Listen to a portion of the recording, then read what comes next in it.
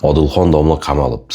Ya'ni qora odamni 8 yilga qamashibdi. Mana shu qamalganligi haqidagi videolarni kommentariyasiga tushib o'qsam, xalq ikkiga bo'linib qolibdi. Xullas hamma o'zining shaxsiy fikrini yozib qoldirgan.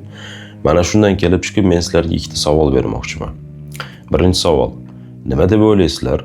Oxirgi mahal dinni niqob qilib, ya'ni go'yoki o'zini qori domla qilib ko'rsatib, o'zini qora niyatini amalga oshirib yuradigan insonlar ko'payib ketdimi?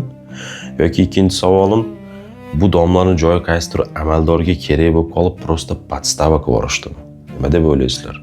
Fikringizni kommentariyaga yozinglar. Endi asosiy masalaga keladigan bo'lsak. 2 kun oldin bir og'ir kasal ukamizga ehson video joylashtirgan edim. Umumiy hisobda bu ukamizga men 30 million pul yig'ib beraman deganman, ya'ni 3 ta analiziga yetadigan pul. Hozirgi kunda 13-12 million atrofida pul yig'ilib qolgan.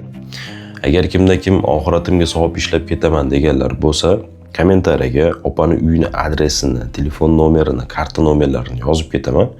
Imkoniyatingizdan kelib chiqib ehson qilinglar.